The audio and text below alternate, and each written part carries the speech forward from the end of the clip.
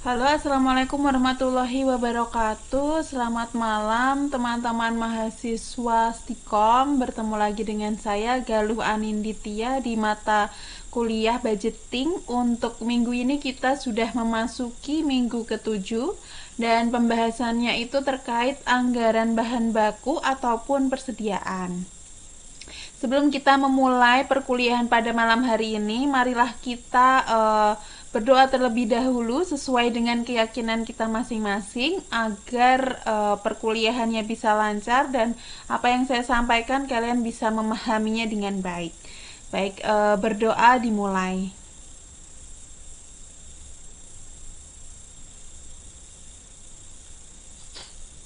Berdoa selesai.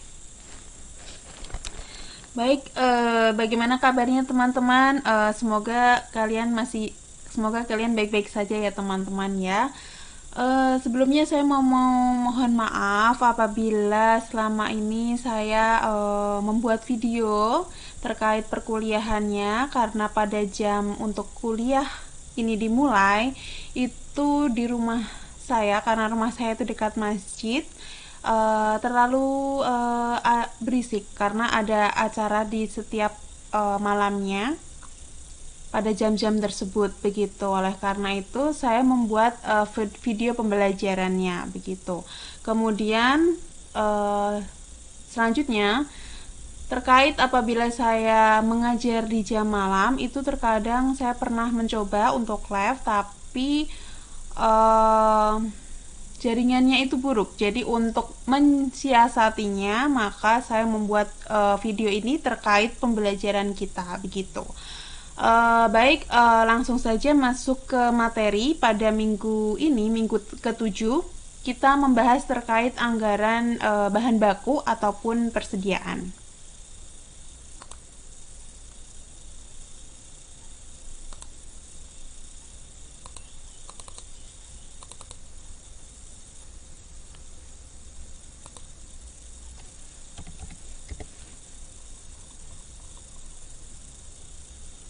Mungkin teman-teman ada yang masih ingat terkait pembelajaran minggu-minggu lalu begitu. Mungkin apabila masih ada yang ditanyakan, saya welcome sekali untuk teman-teman bisa bertanya entah itu di kolom chat YouTube maupun di Siakat ataupun bisa di grup WA kita ya. Nanti akan saya jawab. Baik, untuk minggu ini kita membahas terkait anggaran bahan baku, di mana sebelumnya kita sudah membahas terkait anggaran penjualan ya. Kita sudah membahas anggaran penjualan, kemudian anggaran produksi, di mana kedua hal itu saling berkaitan. Dan di anggaran produksi itu kan untuk menunjang anggaran produksi suatu perusahaan, maka langkah selanjutnya yang perlu kita lakukan itu adalah menyusun anggaran bahan baku. Jadi bahan baku yang dimaksud di sini adalah bahan langsung yang digunakan untuk menciptakan suatu produk, atau dengan kata lain adalah bahan utama dari suatu produk jadi begitu. Contohnya itu seperti produk sepatu. Kemudian untuk bahan baku utamanya itu adalah kulit ataupun karet.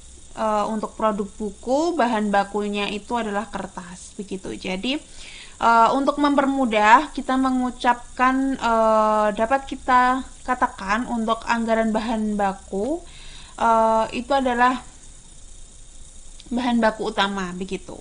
Jadi anggaran bahan baku itu adalah suatu perencanaan penggunaan taksiran bahan baku untuk memproses suatu produk, di mana produk itu nantinya akan diproduksi menjadi produk jadi pada suatu periode di masa yang akan datang begitu.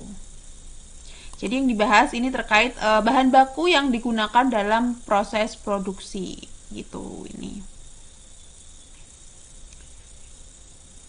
Kemudian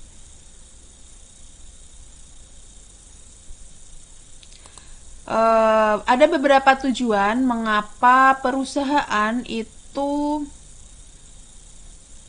membuat anggaran bahan baku. Di antaranya yang pertama itu terkait untuk mengetahui jumlah kebutuhan bahan baku yang akan dipergunakan nantinya.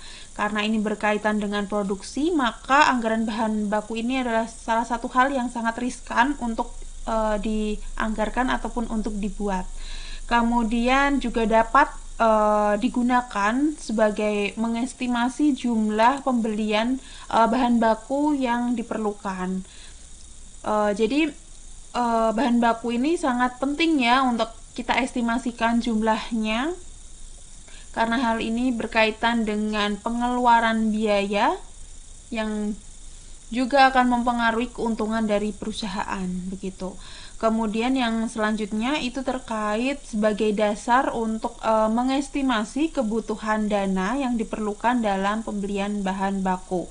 Jadi dalam pembelian bahan baku ini memang berkaitan terkait biaya-biaya dalam hal pembelian bahan baku, dan tentunya hal ini juga mempengaruhi profitabilitas atau profit dari perusahaan tersebut. Kemudian yang selanjutnya itu terkait sebagai dasar penyusunan product cost dalam menentukan besaran komposisi perhitungan harga pokok. Jadi dari kita sudah memperkirakan biaya bahan baku, tentunya kita bisa menentukan harga pokoknya atau HPP-nya begitu. Jadi hal ini menjadi sangat riskan dan penting untuk dianggarkan. Kemudian yang selanjutnya itu sebagai dasar acuan untuk melaksanakan pengawasan bahan baku. Jadi, apakah bahan baku itu sudah sesuai untuk digunakan, apakah ada sisa ataukah memang sudah pas begitu perhitungannya. Jadi ini bisa menjadi salah satu perhitungan ataupun acuan dalam pengawasan bahan baku tersebut. Berhasil atau tidaknya suatu produksi itu, apakah bahan bakunya ini akan sisa banyak ataupun pas begitu. Dan ini juga mempengaruhi untuk kebutuhan produksi selanjutnya begitu. Kemudian yang selanjutnya itu terkait apa saja sih yang mempengaruhi besar kecilnya bahan baku yang dapat digunakan perusahaan. Dan hal ini dipengaruhi oleh beberapa hal. Salah satunya itu adalah terkait besaran estimasi dan juga perencanaan volume penjualan perusahaan. Kemudian ada besaran estimasi dan juga perencanaan volume produksi, dan juga ada besaran estimasi terkait perencanaan kebutuhan bahan baku yang digunakan dalam proses produksi. Kemudian juga mempengaruhi biaya order pembelian, kemudian biaya penyimpanan, dan juga harga bahan baku. Jadi anggaran bahan baku ini menjadi hal yang penting karena ini adalah lanjutan dari anggaran penjualan tadi. Setelah kita sudah merencanakan penjualan di depan begitu ya terkait produksi kita, kemudian kita akan merencanakan, mengestimasikan anggaran produksi. Setelah itu kita bisa mengestimasikan anggaran bahan baku yang akan digunakan dalam hal anggaran produksi tadi. Tentunya ini semua menunjang dalam anggaran penjualan.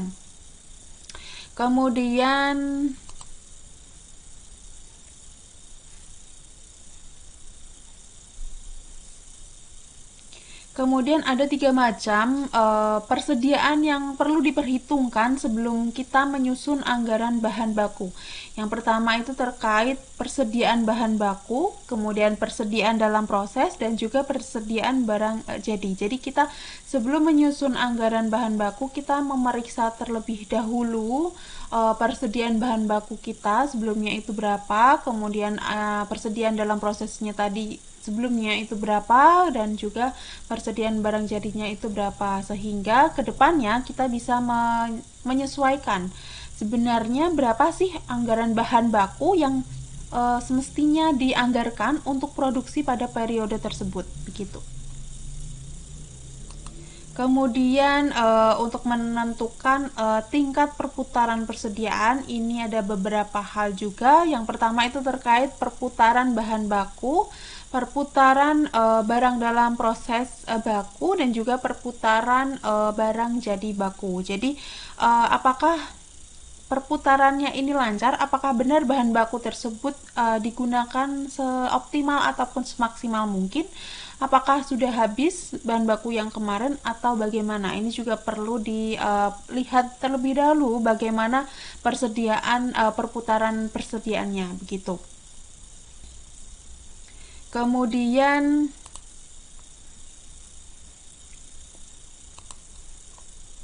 ada beberapa biaya juga yang berkenaan dengan penganggaran bahan baku ini. Yang pertama itu terkait biaya pesanan.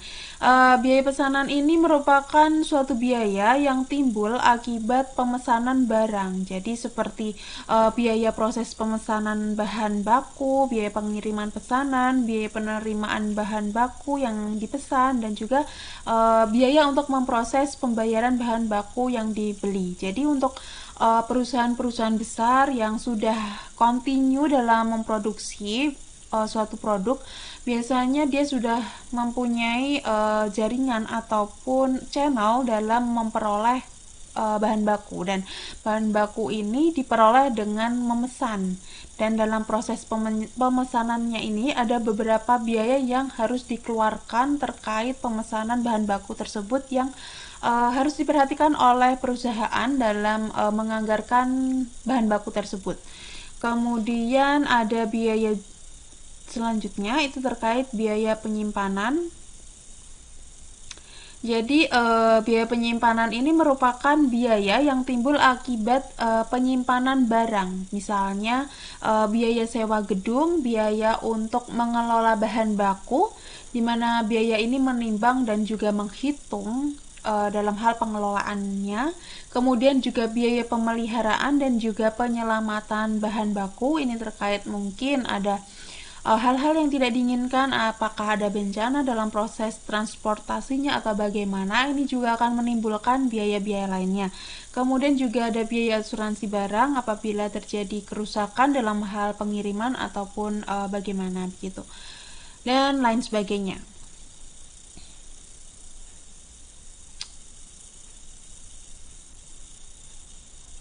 Kemudian yang selanjutnya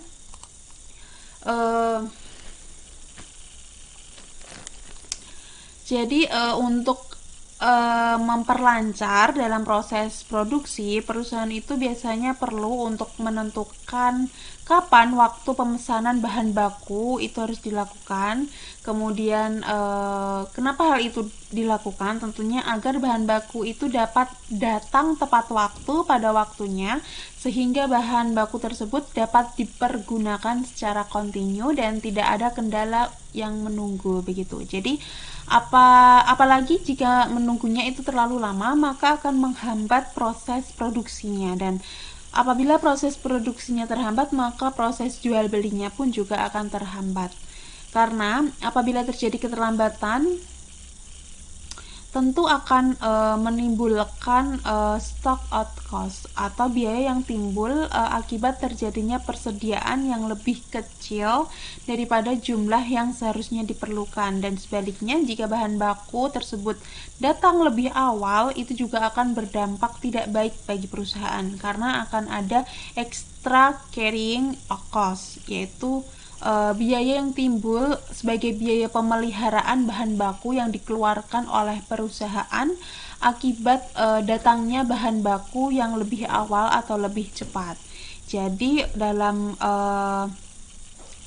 bahan baku datang ini sebisa mungkin datang pada waktu yang tepat, karena entah itu datang terlambat ataupun terlalu cepat, itu juga akan menimbulkan biaya yang tentunya akan merugikan perusahaan, sehingga perusahaan itu benar-benar harus dapat menentukan waktu pemesanan bahan baku yang tepat begitu. Dalam hal untuk menentukan waktu pemesanan bahan baku yang memadai, perusahaan itu perlu untuk memperhatikan lead time-nya. Lead time ini adalah berapa lama jangka waktu sejak dilakukan pemesanan sampai saat datangnya bahan baku yang dipesan, dan juga siap untuk digunakan dalam proses produksi. Setelah diketahui lead time-nya, maka kita perlu untuk mengetahui reorder point. atau kapan harus dilakukan pemesanan kembali, sehingga diperlukan suatu analisis yang tepat untuk menganggarkan maupun memesan bahan baku tersebut dalam waktu yang tepat. Oleh karena itu diperlukan prediksi yang tepat atas tingkat penggunaan barang dengan waktu yang diperlukan untuk pemesanan ataupun order time, agar bahan baku tidak mengalami kekosongan dan juga nantinya itu akan berdampak pada terganggunya aktivitas produksi. Untuk itu, maka manajer gudang itu biasanya perlu untuk memperhatikan beberapa faktor yang nantinya ini dapat mempengaruhi order time begitu. Yang pertama itu terkait lead time.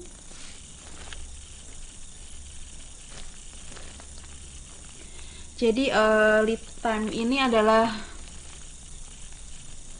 jangka waktu yang diperlukan sejak dilakukannya pemesanan sampai barang tersebut siap untuk digunakan.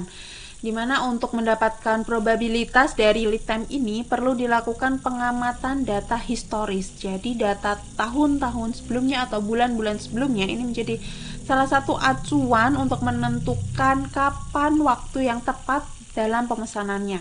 Kemudian yang selanjutnya itu terkait safety stock, yaitu persediaan pengaman untuk berjaga-jaga apabila pesanan terlambat datang. Jadi kita juga harus memperhitungkan terkait stok amannya di gudang untuk persediaan produksi itu berapa. Kenapa? Karena ini juga untuk berjaga-jaga apabila pesanan itu terlambat ataupun mungkin ada penjualan yang meningkat yang membutuhkan produksi yang mendadak begitu. Jadi safety stock ini juga menjadi hal yang penting, namun juga jangan terlalu banyak karena ini juga akan menimbulkan biaya sewa juga dan pemeliharaan bahan baku. Jadi memang sedikit sulit ya untuk menentukan safety stock yang tepat untuk suatu produksi.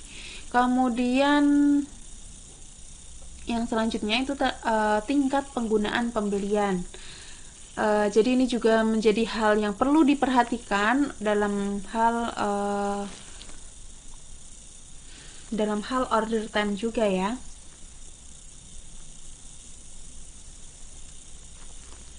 Kemudian yang selanjutnya itu terkait penambahan biaya penyimpanan bahan baku. Ini bila bahan bakunya itu datangnya terlalu banyak, maka diperlukan biaya penyimpanan di sana, karena bahan baku ini juga perlu untuk diberi tempat ya untuk penyimpanannya dan juga pemeliharaannya, dan hal ini akan menimbulkan biaya lagi. Kemudian yang selanjutnya itu kehabisan persediaan atau tidak tersedianya lagi persediaan atau langka.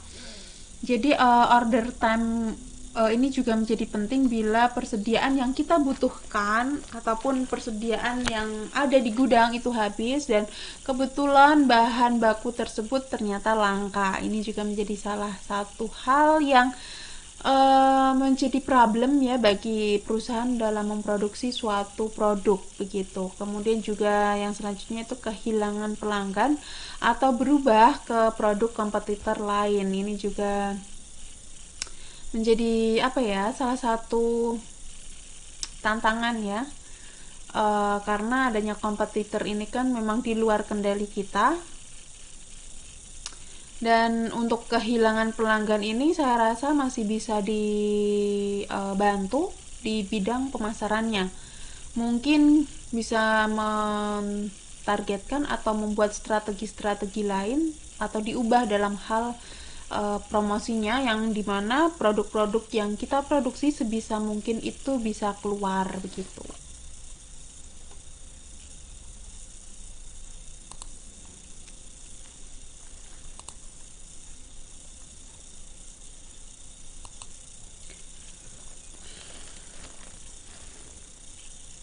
Jadi silakan ya teman-teman, bila ada yang ingin ditanyakan silahkan kalian tulis di kolom chat, entah itu di YouTube maupun di Siakat ataupun di WA group begitu. Yang selanjutnya itu untuk mengendalikan perencanaan kuantitas persediaan, perusahaan itu biasanya perlu untuk mengetahui seberapa banyak jumlah persediaan yang akan dipesan pada suatu waktu tertentu, sehingga dapat meminimalkan biaya persediaan tahunan. Jadi kita perlu untuk mengendalikan ataupun perlu memperhitungkan perencanaan kuantitas persediaan agar tidak timbul biaya-biaya yang akan merugikan perusahaan begitu. Kemudian untuk model pengendalian dari perencanaan kualitas dari persediaan ini biasanya dikenal dengan istilah Economic Order Quantity atau EOQ. Maksud dengan diketahuinya EOQ adalah perusahaan itu dapat mengetahui kuantitas barang yang dapat diperoleh dengan biaya yang minimal atau pada jumlah pembelian bahan yang optimal. Jadi jumlah optimal dari pesanan pada waktu tertentu itu ditentukan dengan cara menyeimbangkan biaya pemilikan dan juga perolehan bahan baku. Untuk rumusnya, untuk EOQ kuadrat itu ada sama dengan 2 dikali jumlah yang diperlukan per tahun dikali biaya per pesanan dibagi biaya per unit bahan baku dikali dikali persentase biaya penyimpanan. Kemudian atau bisa juga EOQ sama dengan akar dari 2 kali R kali S per P kali I. Untuk keterangannya bisa dibaca sendiri.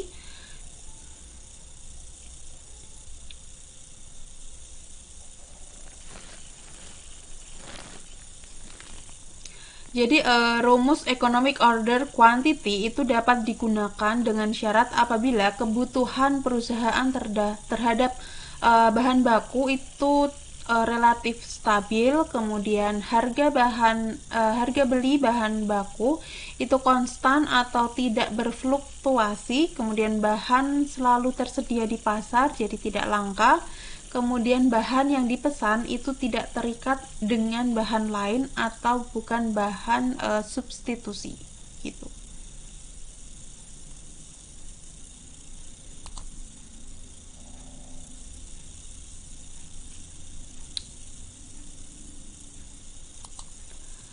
Untuk contohnya,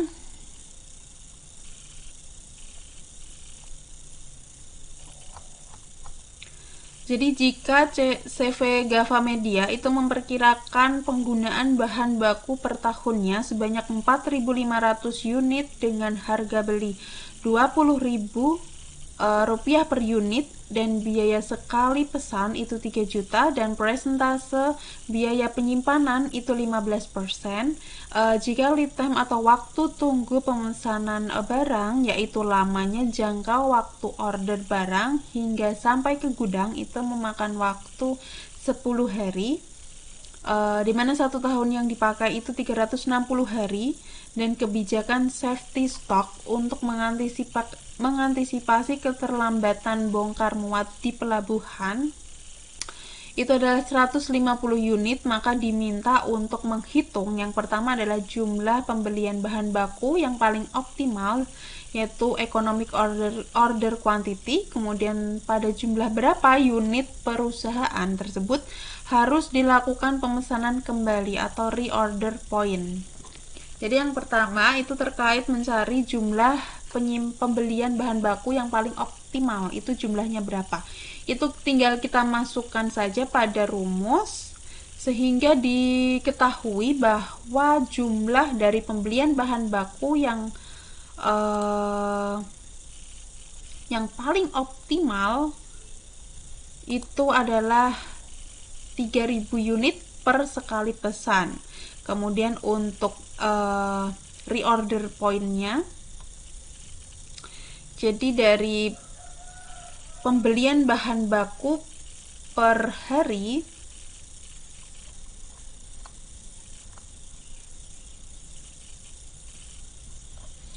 kemudian dibagi dengan 360 karena 1 tahunnya 360 sehingga pemakaian bahan baku per harinya itu menjadi 12,5.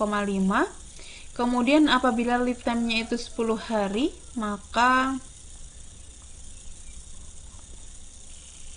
dikalikan saja dikalikan saja dengan pemakaian harian tadi menjadi 125 unit, kemudian ditambahkan dengan safety stock yang telah ditetapkan oleh perusahaan tadi sebesar 150, sehingga reorder point-nya itu adalah 275 unit. Jadi perusahaan tersebut harus mengorder kembali pada saat bahan baku tersisa 275 unit dengan jumlah setiap kali order itu adalah sebanyak 3000 unit bahan baku begitu. Jadi EOQ itu untuk menentukan berapa unit besarnya unit yang bisa dipesan untuk memproduksi. Kemudian untuk reorder point ini adalah bahan baku minimal yang ada di gudang yang bisa kita pesan ketika angkanya sudah mencapai tersebut. Kemudian yang selanjutnya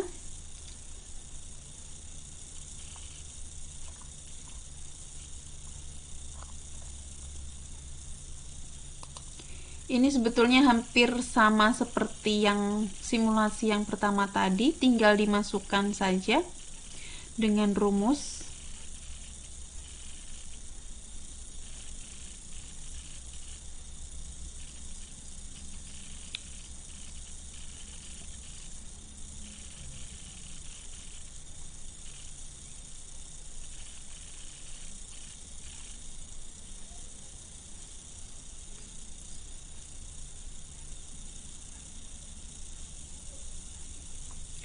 Hampir sama ya teman-teman, ini cuma tinggal masukkan saja untuk yang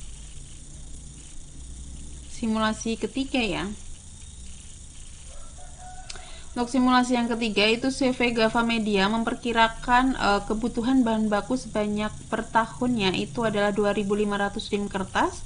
Untuk merencanakan kapan saat pemesanan yang tepat harus dilakukan perusahaan, maka amatilah 6 data pemesanan yang terjadi pada periode sebelumnya. Dari data pengamatan itu diperoleh lead time 6 hari sama dengan 1 kali dan seterusnya. Biaya penyimpanan bahan baku per rimnya itu 2000. Kemudian biaya pemesanan setiap kali pesan itu adalah 100.000, dan apabila kehabisan bahan baku dapat dicari bahan baku pengganti. Untuk diperlukan itu perusahaan mengeluarkan biaya 5.000 per setiap unit bahan baku pengganti. Kemudian untuk safety stocknya itu 70 rim. Pertanyaannya, kapan pemesanan kembali harus dilakukan dan kapan bahan baku harus dipesan kembali. Yang ditanya itu terkait EOQ dan juga reorder point lagi ya. Jadi ini tinggal dimasukkan saja rumusnya.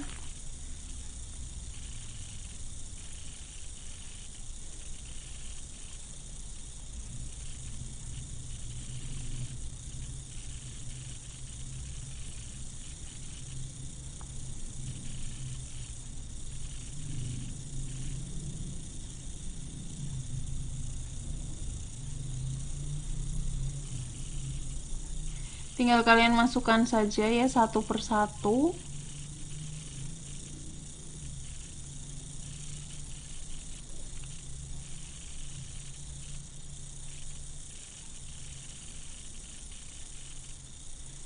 Kemudian yang selanjutnya itu terkait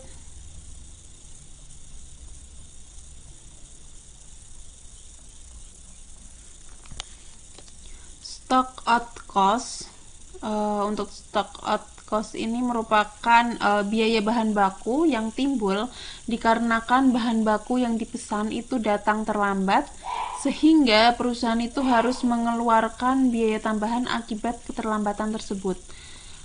Jadi dari pengertian tersebut, maka untuk mencari stock out cost itu dimulai dari hari yang paling terakhir. Untuk kebutuhan bahan baku per hari itu dicari dengan rumus tersebut. Jadi R dibagi dengan jumlah hari dalam 1 tahun.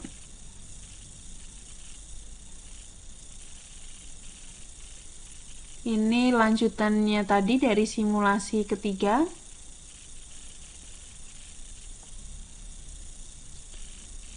Ini tinggal dimasukkan terkait SOC-nya atau stock out cost.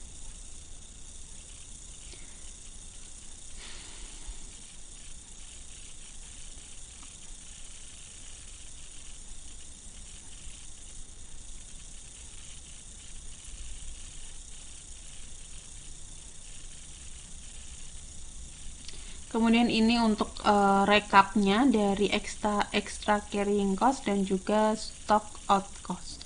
Untuk extra carrying cost ini adalah biaya-biaya yang dikeluarkan oleh perusahaan sehubungan dengan kegiatan penyimpanan bahan baku yang telah dibeli, seperti biaya pemeliharaan bahan baku. Jadi bisa jadi datangnya itu juga terlalu cepat ya bahan baku, sehingga menimbulkan biaya. Untuk menghitung extra carrying cost itu dimulai dari hari yang paling terkecil terlebih dahulu. Ini untuk recapnya, karena ini mempengaruhi biaya penyimpanan maupun pemeliharaan begitu.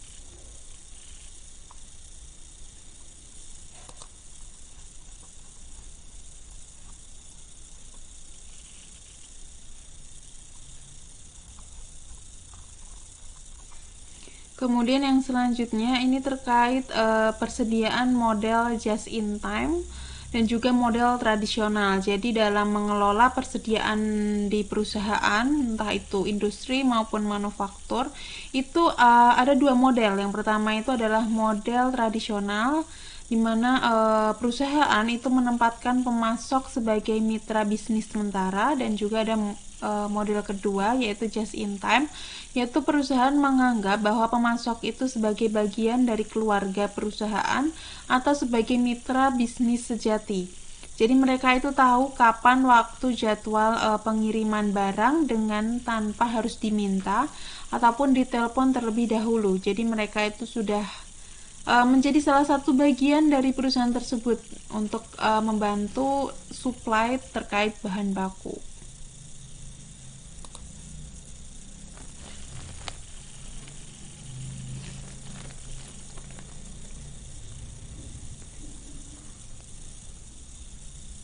Kemudian yang selanjutnya ini ada simulasi lagi terkait anggaran bahan baku.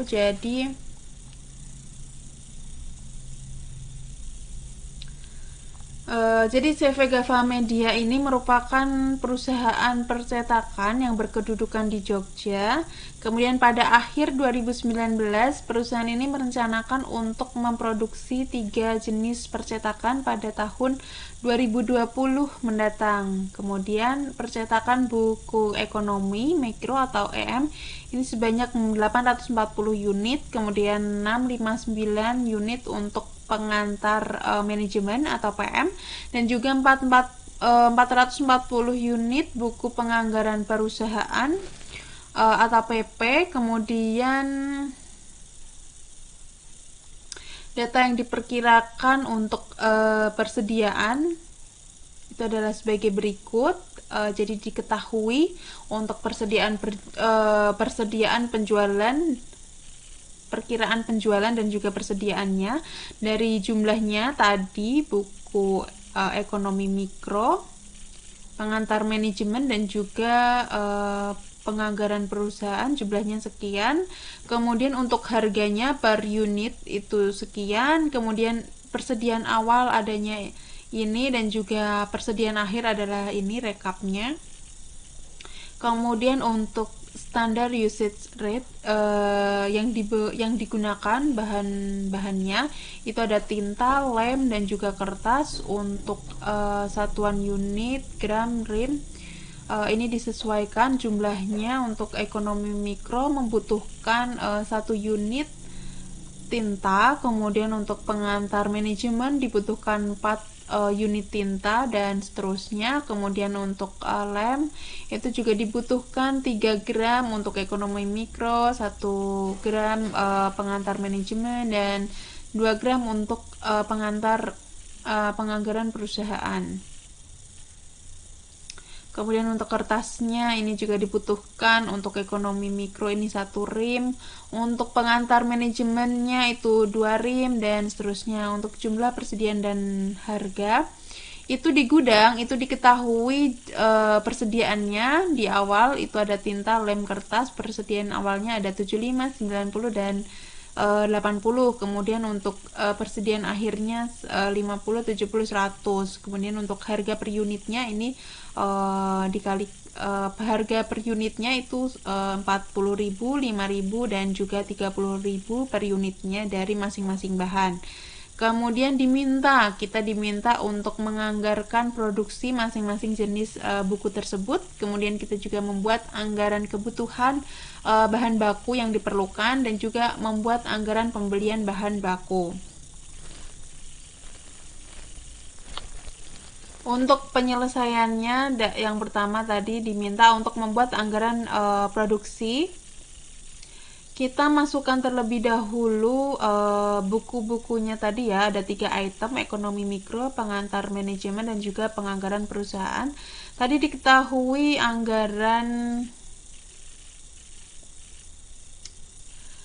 penjualannya tadi ada 840 untuk ekonomi mikro, 659 untuk pengantar manajemen, dan 440 untuk penganggaran perusahaan. Kemudian untuk persediaan akhir tadi juga sudah diketahui, tinggal dimasukkan, sehingga kebutuhannya ini diperoleh dari anggaran penjualan yang sudah ada di soal, ditambahkan dengan persediaan akhir.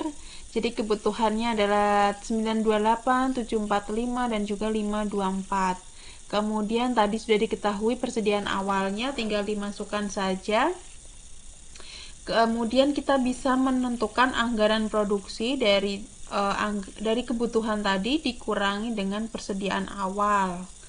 Jadi anggaran produksinya untuk ekonomi mikro adalah 843, pengantar manajemen 662 dan juga penganggaran perusahaan itu 442. Kemudian yang selanjutnya itu anggaran kebutuhan bahan. Untuk ini tinggal dimasukkan saja. Untuk ekonomi mikro tadi produksinya sekian, dari sini ya, dari anggaran produksi 843, 662 dan 442, jumlahnya jadi sekian 1947. Kemudian untuk tintanya tadi kebutuhan untuk penganggarannya sudah ada ya, ada 1 unit 4 gram, untuk lem, kemudian kertas 1 rim, begitu tadi ya, seterusnya dimasukkan saja. Ini untuk kebutuhan satu tinta tadi apa, 1 unit berarti 1 unit dikali dengan 843 jadinya 843 kebutuhannya. Kemudian tadi untuk tinta yang pengantar manajemen membutuhkan 4 unit, maka dikalikan saja dengan produksinya, jadi hasilnya 2648, begitu seterusnya. Jadi dari kebutuhan bahan baku tadi tinggal dikalikan saja dengan anggaran perusahaan ataupun unitnya, begitu, dan dijumlahkan. Kemudian yang selanjutnya itu terkait anggaran pembelian bahan baku. Tadi kan ini sudah dihitung ya, anggaran bahan bakunya, ini tinggal dimasukkan saja terkait kebutuhannya. Jadi untuk biaya tinta itu kita membutuhkan 4.817 dan seterusnya. Kemudian untuk persediaan akhir tadi sudah diketahui juga di soal, tinggal dimasukkan. Kemudian kita jumlahkan dari kebutuhan dan juga persediaan akhir. Kemudian setelah kita menghasilkan jumlahnya tadi, kita kurangkan dengan persediaan awal, sehingga pembelian yang harus kita lakukan untuk membeli bahan baku itu adalah 4.792 dan seterusnya. untuk bahan baku tinta, lem, dan juga kertas. Kemudian untuk harganya tadi sudah diketahui juga di soal, tinggal dikalikan saja, sehingga biaya pembeliannya untuk tinta adalah 191.680.000 dan juga selanjutnya gitu. Jadi ini tinggal dimasuk-masukkan saja sesuai dengan soal, dan tinggal dikurang, tambah, dan juga dikali begitu. Mungkin itu saja untuk pertemuan malam hari ini terkait anggaran bahan baku ataupun persediaan. Untuk minggu depan kita sudah UTS ya teman-teman ya. Untuk soalnya saya membuat pilihan ganda dan juga ada esainya, dan saya berharap agar kalian tetap mengerjakan semuanya, tetap dikerjakan, esainya juga dikerjakan karena tetap akan saya beri nilai. Tapi harus dikerjakan, kalau kosongan tidak akan saya nilai begitu. Saya harap ujiannya bisa lancar ya teman-teman. Untuk materi UTS-nya itu dari pertemuan pertama sampai dengan pertemuan hari ini. Jadi saya harap kalian bisa belajar. Untuk ketentuan UTS-nya seperti biasa ya, itu ada 3 kali uji coba. Jadi kalian bisa semaksimal mungkin untuk mendapatkan nilai, dan juga waktunya juga panjang, seminggu. Mungkin dibuka minggu depan begitu. Mungkin kalau ada pertanyaan terkait materi hari ini, silahkan untuk menuliskan pertanyaannya di kolom chat YouTube maupun di Siakat, ataupun kita diskusi di WA group, silahkan. Mungkin apabila belum ada pertanyaan ataupun nanti ada pertanyaan akan tetap saya jawab. Kalau begitu saya akhiri untuk pertemuan pada malam hari ini. Semoga apa yang saya ajarkan itu bisa mudah kalian pahami, dan apabila belum dipahami mungkin kalian bisa bertanya di kolom chat, entah itu YouTube, Siakat maupun di WA group. Kurang lebihnya saya mohon maaf. Akhir kata, wassalamualaikum warahmatullahi wabarakatuh.